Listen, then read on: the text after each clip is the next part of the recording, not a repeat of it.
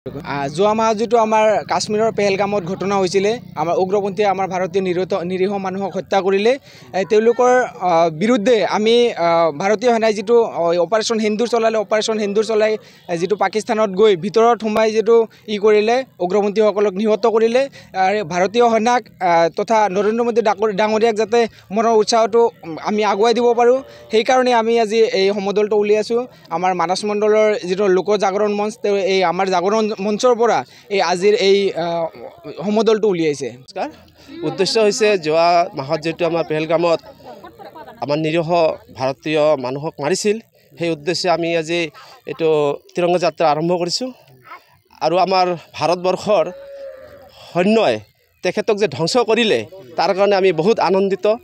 আমি আমাৰ ভাৰতৰ প্ৰধানমন্ত্ৰী পৰম শ্ৰদ্ধা নৰেন্দ্ৰ মোদীক আমি ধন্যবাদ জ্ঞাপন কৰিছোঁ। আৰু যিটো কাম কৰিছে তেখেতে, সেইটো আমি নিন্দনীয় বুলি ভাবিছোঁ, যাতে ভৱিষ্যত এনেকুৱা নকৰে। আমি ভাৰতীয় সেনা বা আমি যিমান মানুহ আছোঁ, সকলোৱে একগোট হৈ তেখেতক আৰু পুনৰাই শাস্তি দিবৰ কাৰণে একগোট হৈ আছোঁ। এইখিনিয়ে আৰু